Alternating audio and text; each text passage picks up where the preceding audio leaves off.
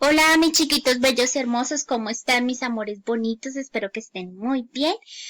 Bueno, ya esta cultura realmente nos ha cautivado. Ya hemos descubierto muchas cosas interesantes de esta cultura con relación a sus construcciones, con relación a su rango social y, por ejemplo, la deformación de sus cráneos, entre otras cosas que realmente yo creo que nos han sorprendido bastante. Vamos a mirar entonces qué hizo la cultura Tumaco en relación a sus actividades económicas. ¿Listo? Bueno. Entonces, para su propia subsistencia, una de las actividades económicas que tuvo gran relevancia para ellos fue la pesca. Se dice que en un ecosistema de manglares con abundantes recursos marinos, pues utilizaron la pesca artesanal como una actividad sumamente importante para ellos, porque principalmente pues tenían que aprovechar todos esos recursos, todas, digamos, esos seres que podían subsistir bajo el agua y a través de ellos pues explotarlos para su propio consumo. En este sentido, pues también ellos se complementaron de otras, digamos que otras actividades como fue la caza de fauna selvática propia del entorno. Entre esta, pues es relevante, digamos, la caza de aves, de reptiles y mamíferos. También, a su parte, pues también trabajaron otra serie de elementos como adornos en relación a estos animales que ellos cazaban, ¿cierto? Y de esa manera, digamos que podemos saber de que ellos también hacían referencia a esto. Otra actividad económica muy importante para los tumacos fue la agricultura. Se basó principalmente en el cultivo de maíz, calabaza, yuca, algodón, incluso hoja de coca. Ellos también sembraron en algunas llanuras que adecuaron, terrenos que ellos propiamente adecuaron, aunque utilizaron, digamos que unos sistemas de gran admiración que fue ese sistema de irrigación. Ese mecanismo contaba con zanjas que medían de 4 a 9 metros de ancho y camellones de 4 a 20 metros de ancho, con una altura de 50 centímetros de alto. Estas zanjitas lo que hacían era que irrigaban o llevaban el agua a las llanuras donde ellos propiamente estaban empezando a hacer su siembra. A su vez se destaca también que pues precisamente para desarrollar esta agricultura emplearon algunos recursos o herramientas como hachas de forma trapezoidal o rectangular. Entonces ellos ya incursionaron en estas herramientas que realmente les dieron como esa mayor relevancia. ¿Listo? En cuanto al comercio, el comercio también fue una actividad muy importante para los tumacos. Su ubicación en la desembocadura de los torrentes montañosos, y especialmente estamos hablando del departamento de Nariño, pues a ellos les facilitó un poco el comercio con otras tribus, especialmente con lo que fue la sierra. Ellos aprovecharon la costa para desplazarse y llegar hasta especialmente la sierra, donde también, digamos, de alguna manera, a través del trueque compartían con estas culturas, especialmente la tairona, lo que era la extracción de la sal.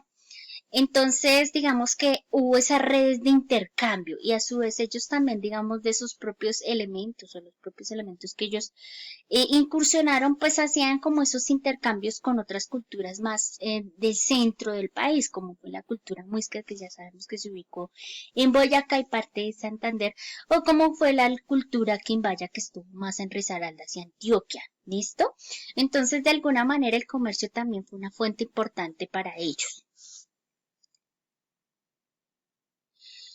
Hay que resaltar dentro de también, pues por un lado sus actividades económicas, pero por otro lado hay algo que debemos resaltar de esta cultura tumaco y que corresponde a las manifestaciones que ellos tuvieron.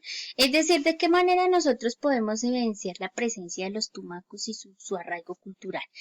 Pues principalmente se reconocen como grandes alfareros, es decir, incluso se puede decir que es dentro de los trabajos más sobresalientes en el arte de la cerámica. Ellos quizás el fuerte de ellos fue la cerámica, el trabajo con arcilla.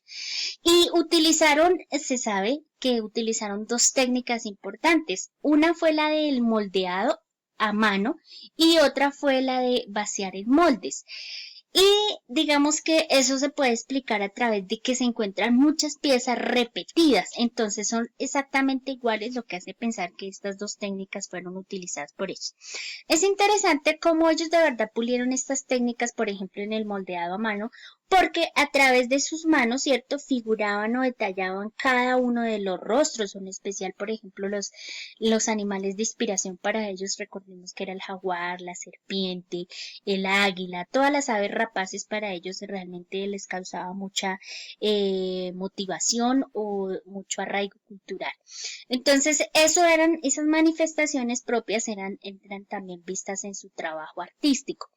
Y también se veía, digamos, en moldes porque se encuentran muchas piezas repetidas, entonces quizás a ellos debemos agradecerles ese trabajo en moldes, cuando nosotros a veces en una industria sacan una camiseta y esa camiseta la repiten muchas veces y sale bastantes veces, pues precisamente es porque utilizan un molde. Entonces, desde esta época, imagínense, ya los tumacos utilizaron este arte a través de los moldes. ¿Listo? Bueno, otra manifestación muy importante y es que fueron reconocidos también por sus figuras humanas realistas, ¿cierto? Generalmente, digamos, pintadas y decoradas con adornos corporales. Ellos, digamos, también resaltaron mucho el adorno corporal, entonces brazaletes, en los oídos, aretes, tenían incluso narigueras, máscaras, tenían para el cabello, para los pies, entonces les encantaba mucho los adornos corporales, porque para ellos pues también significaban o tenían un significado religioso. Entonces quizás en muchos de los entierros que se han encontrado propiamente de esta cultura, pues se ha encontrado también precisamente digamos, estas piezas o estos adornos junto con, digamos, la persona que la enterraban. Entonces eso lo dejaban ahí y en estos entierros, digamos, es la evidencia o el testimonio de este marco cultural de los Tumaco. También podemos destacar, ya lo habíamos mencionado, el trabajo con cerámica, ¿no? Entonces, de pronto también se destaca un poco de cómo ellos pulieron tanto este arte de la cerámica, lograron cosas muy específicas como los coloreados, como las formas, como digamos el perfeccionamiento de la cerámica, que fuera más lisa, digamos, la estructura, cosas así que realmente pulieron muchísimo el arte de la cerámica. Entonces, en sus creaciones pues se incluían jarras, cántaros, tazas, quemadores de incienso, platos, botellas para llevar agua, incluso otro tipo de esto. Entonces, utilizaron específicamente o como marcado el tono rojo en sus trabajos de cerámica, el blanco, el carmelita y el negro. Eso se evidencia, digamos, como es el reflejo propio de esta cultura. Digamos, siempre su cerámica salía como con esos colores. ¿Listo? También pues fabricaron ellos figuras y ornamentos corporales, ¿cierto? Estas figuras incluso tenían como un estilo zoomorfo, ¿cierto? Y eso les daba como no solamente los constituye como una obra de arte, ¿cierto? Algo muy artesanal, sino realmente como esa vida ceremonial propia que tenían ellos a través de estas figuras. Y generalmente pues una vez ellos hacían un ritual o una ceremonia utilizaban todas estas figuras para poder abordar los diferentes rituales. Aquí podemos ver, por ejemplo, está en una tapa de orejera, ¿cierto? De una orejera. Y era en símbolo a una ave. Entonces aquí ustedes le pueden ver la cabeza de la ave, ¿cierto? Se cree que esta pieza la elaboraron en oro y platino y que más o menos esta pieza, por ejemplo, está alrededor del 500 antes de Cristo al 300 después de Cristo. Se cree que entre esos años pues pudo ser la creación de esta pieza. También, por ejemplo, miremos está elaborado entre oro y platino también y estuvo entre la misma época. Y este sí es una cerámica también elaborada por los Tumaco. Entonces vemos como también incursionaron en otro tipo de materiales, aunque con predominio natural en lo que fue la cerámica. Importante, ya lo hemos mencionado muchas veces, pero quizás vale la pena otra vez decirlo, deformaban sus cabezas desde niños como símbolo de distinción y belleza. Cuando los niños nacían, entonces lo ideal era deformar sus cabecitas. Entre más deformaditas estuvieran como acá, era un símbolo de mayor rango de distinción. Para eso utilizaban cuando los niños estaban pequeñitos unas tablillas. Esas tablillas las sujetaban y las tablillas lo que hacían era ir moldeando, ¿cierto? La cabecita de manera que quedara en esta forma cónica que les encantaba bastante y que les daba mayor rango de distinción.